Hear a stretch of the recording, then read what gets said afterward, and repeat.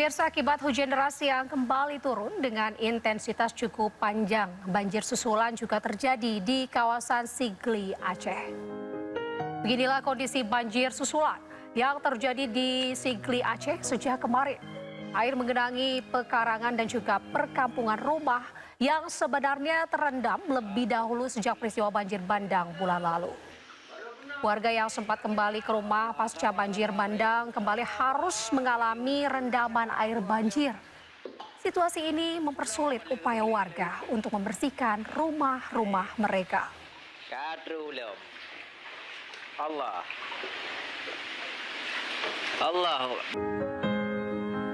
Sementara itu pemirsa, hujan deras yang turun membuat rumah warga Aceh kembali terendam lumpur.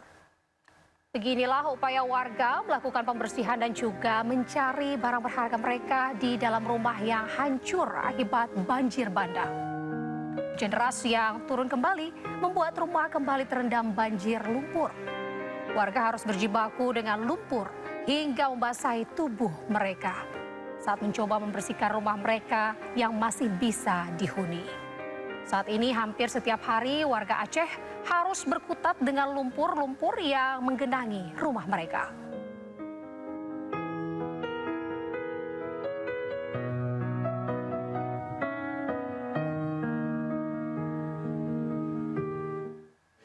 Sementara itu beginilah sulitnya warga membersihkan lumpur dari dalam rumahnya di Aceh.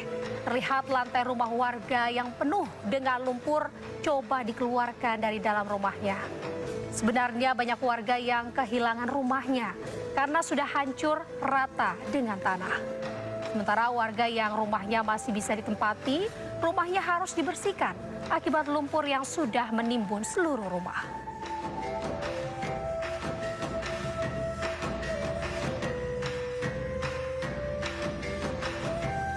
Hutan menyala, dongeng Nusantara, dan air mancur menari di malam hari menjadi hiburan spesial di masa libur Natal dan Tahun Baru kali ini. Pengunjung akan dimanjakan dengan pertunjukan ini hingga 4 Januari mendatang.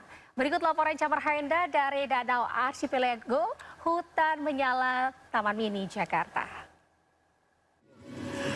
Pemirsa, libur Natal dan juga Tahun Baru dimanfaatkan oleh sejumlah masyarakat Jakarta untuk berkunjung ke Taman Mini Indonesia Indah. Dari pagi sampai dengan malam hari, di mana Taman Mini buka sampai dengan pukul 9 malam. Dan salah satu atraksi yang paling menarik tentunya adalah berkaitan dengan instalasi Hutan Menyala Dongeng Nusantara yang dibuka mulai pukul 4 sampai dengan malam hari. Terdapat sejumlah cerita dongeng Nusantara dengan tata cahaya dan juga tata musik yang menarik sehingga bisa menjadi sarana edukasi bagi anak-anak untuk mengenal cerita-cerita di Nusantara. Dan selain itu, setelah dari titik Boulevard ataupun juga Hutan Menyala, kita akan disambut oleh penampilan dari air mancur menari yang ada di Danau Archipelago. Kita akan berbincang bersama dengan masyarakat ataupun juga pengunjung yang ada di sini, dan memang kalau kita lihat dari pagi sampai dengan malam hari ini didominasi oleh keluarga. Halo, selamat malam Bapak. Ya, selamat malam. Oke, dengan Bapak siapa Pak? Bapak Kamaludin. Dengan Bapak Kamaludin. Pak Kamaludin ini dari pagi sampai dengan malam ada di Taman Mini ini datang bersama keluarga, betul ya? Betul. Oke, apa sih Pak alasan memilih untuk datang ke Taman Mini? Atau sebelumnya sudah pernah Pak? Sebelumnya sudah pernah, cuman penasaran aja. Oke. Katanya ada air mancur gitu. Ada air mancur. Iya. Tadi kan dari air mancur sebelumnya melihat ada cerita-cerita dongeng Nusantara, kemudian juga ada lampion-lampion yang cukup menarik nih Pak. Bagaimana nih tanggapan dari keluarga kemudian juga anak-anak? Apakah mereka senang nggak Pak? Kalau anak-anak senang ya, gembira. Selain halamannya luas, terus udaranya juga lumayan lah untuk kota Jakarta ini. Untuk kota Jakarta yang panas ini ya Pak ya. Oke, dengan tiket berapa Pak Bapak bisa datang ke Taman Mini Pak? Kebetulan saya pakai roda 2, jadi sekitar 80 ribuan. Oke, sekitar 80 ribu untuk semuanya Pak? Semuanya, betul. Oke, harapannya untuk Taman Mini yang udah direvitalisasi dan makin bagus apa sih Pak? Ya, lebih bersih dan lebih banyak tumbuhan lagi sih. Oke, ya, biar lebih adem. Baik, terima kasih ya Bapak ya.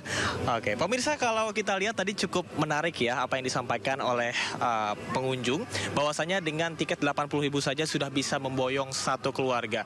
Ini menjadi salah satu wahana ataupun juga titik destinasi yang selalu dikunjungi oleh masyarakat. Dan informasinya bahwa untuk instalasi serta wahana-wahana menarik ini akan dimulai dari tanggal 18 Desember sampai dengan 4 Januari tahun depan di tahun 2026. Tiketnya juga murah dari 35.000 untuk hari biasa, untuk Natal dan juga Tahun Baru. Sementara di tanggal 30, tanggal 1 dan juga 2 ataupun juga Tahun Baru ini naik harganya sedikit lebih mahal, yakni 70.000, dikarenakan ada event-event menarik. Salah satunya adalah konser musik slang yang akan ada di Taman Mini Indonesia Indah. Kemudian juga nantinya, sebagai informasi tambahan bahwasanya Taman Mini Indonesia Indah tidak akan merayakan pergantian tahun dengan penampilan ataupun juga pertunjukan dari kembang api, dikarenakan untuk menghormati dan juga sebagai empati terhadap masyarakat yang terdampak bencana di Pulau Sumatera. Dari Jakarta, Camar Haenda, Dimas Winardi, Irian Syahwahyudi, iNews melaporkan. Ya pemirsa, dari Jakarta kita beralih ke Yogyakarta yang tidak kalah serunya nih. Libur Natal dan Tahun Baru, wisatawan menyerbu kuliner di Pasar Ngasem, Yogyakarta. Bahkan omset pedagang bisa meningkat hingga 3 kali lipat. Seperti inilah suasana di Pasar Ngasem, Kota Yogyakarta. Ribuan wisatawan berburu kuliner untuk sarapan. Di tengah hiruk-pikuk pasar, terdapat lapak nasi rames Yungademi yang telah hadir sejak tahun 1983. Usaha kuliner legendaris yang kini diteruskan oleh generasi kedua selalu menjadi favorit bagi para wisatawan saat liburan. Menu yang ditawarkan beragam seperti bubur krecek dan bubur kelor yang menjadi menu favorit pelanggan. Selain itu, pengunjung juga bisa menikmati nasi rames dengan aneka lauk seperti ayam goreng, telur, baceman, dan berbagai pilihan lainnya. Alhamdulillah ya Mas, ya ini kan masih liburan, jadi ada peningkatan. Berapa persen mungkin Bu? 2 kali lipat mungkin atau berapa? 3 kali lipat ya ada, gitu ya. Selain menunya yang variatif, rasanya yang enak, harga makanan di Pasar Ngasem juga murah hingga jadi pilihan pengunjung. Kita rombongan dari Bandung. Ini tadi ke Pasar Ngasem ngapain aja Mbak? Kenapa milih di sini? Kebetulan tadi kita lagi sebenarnya mau ke Taman Sari ya, terus katanya di info deket ke Pasar Ngasem. Jadi udah kebetulan kita cobain deh kesini buat kulineran di sini. Kita nyari oleh-oleh juga. Udah beli apa aja nih Mbak? Baru dawat sama daster barusan di depan. Ini mau nyoba apa lagi nanti? Mungkin bakso ya, benar saya ada bakso, katanya enak sih di sini. Pasar Ngasem ini buka setiap hari mulai pukul 6 pagi hingga 2 siang dan selalu ramai apalagi saat musim libur Natal dan Tahun Baru. Dari Yogyakarta, Daerah Istimewa Yogyakarta, Gali Wisma, iNews melaporkan. Pemirsa, destinasi wisata di Kabupaten Gunung Kidul kembali bertambah meriah. Sebuah restoran berkonsep alam dan juga modern bernama On The Rock hadir di sekitar Pantai Drini.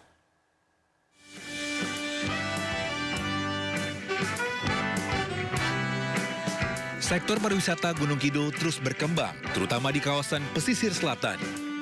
Salah satu destinasi terbaru adalah On The Rock, sebuah restoran yang berlokasi di kawasan Pantai Drini, Kapenawon, Tanjung Sari. On The Rock menghadirkan konsep unik yang menggabungkan antara alam dan modern dengan pintu masuk yang membelah perbukitan Kars. Memasuki kawasan ini, pengunjung diajak menyusuri tangga dan jalur di tengah tebing yang telah dibelah memberikan pengalaman wisata yang berbeda. On The Rock dirancang sebagai restoran sekaligus destinasi wisata. Pengunjung dapat menikmati area langsung di pantai, area bangunan atas, hingga kawasan indoor-outdoor dan semi-outdoor. Perpaduan keindahan alam, arsitektur modern, dan edukasi Kars menjadi daya tarik utama bagi wisatawan.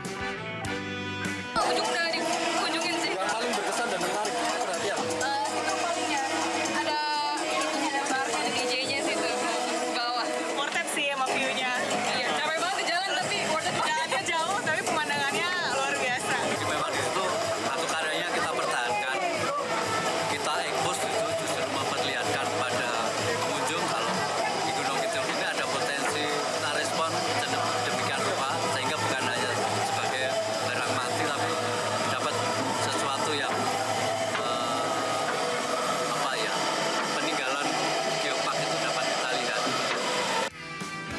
Taman On The Rock diharapkan menjadi destinasi baru unggulan di pesisir selatan Gunung Kidul, sekaligus memberikan dampak positif bagi pengembangan pariwisata dan perekonomian masyarakat lokal.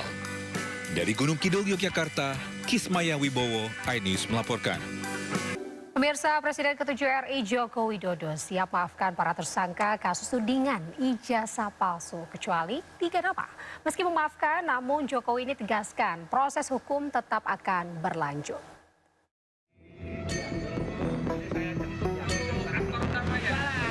Di tengah kasus pencemaran nama baik terkait tudingan ijazah palsu yang menjerat Roy Suryo dan 7 tersangka lain, Presiden ke-7 RI Joko Widodo menyebut akan memaafkan para tersangka kecuali 3 nama. Meski memaafkan, Jokowi menegaskan bahwa proses hukum tetap akan berlanjut. Urusan memaafkan itu urusan pribadi. Urusan hukum ya urusan hukum. Prosesnya biar berjalan apa adanya. Ya.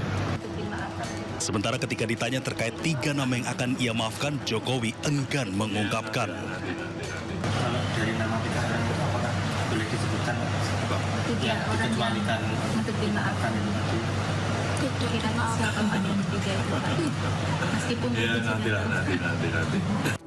Sebelumnya pada 7 November lalu, Polda Metro Jaya menetapkan 8 tersangka dalam perkara pencemaran nama baik, fitnah, dan manipulasi data elektronik.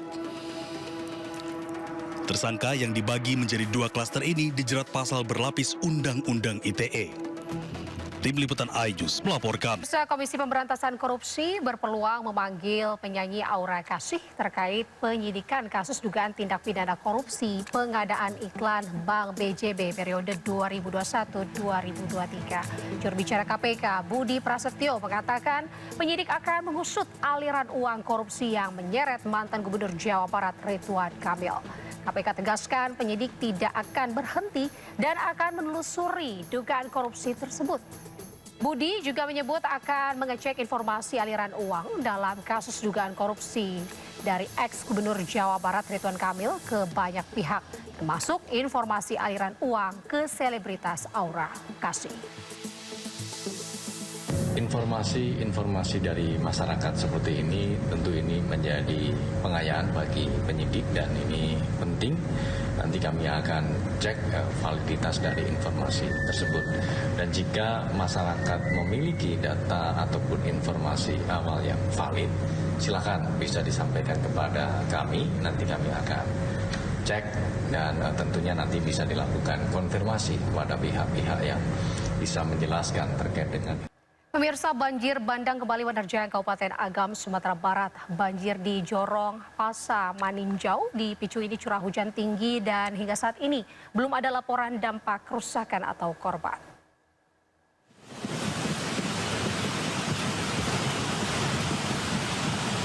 Arus air yang membesar terlihat menghanyutkan potongan kayu dan batu-batu berukuran besar.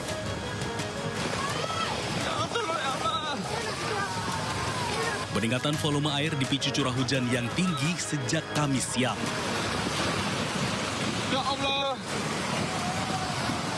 Aliran deras dari hulu membawa material berat menuju kawasan permukiman dan aliran sungai utama di Jorong Pasa, Maninjau, Kabupaten Agam, Sumatera Barat. Warga pun khawatir dengan curah hujan yang masih tinggi dapat mengakibatkan banjir bandang susulan. Petugas pun mengimbau warga agar tetap waspada, terutama yang memiliki tempat tinggal di sepanjang bantaran sungai dan daerah rawan galodo atau banjir bandang. Orangnya ada di dalam, ada. Bisa naik ke atas orangnya.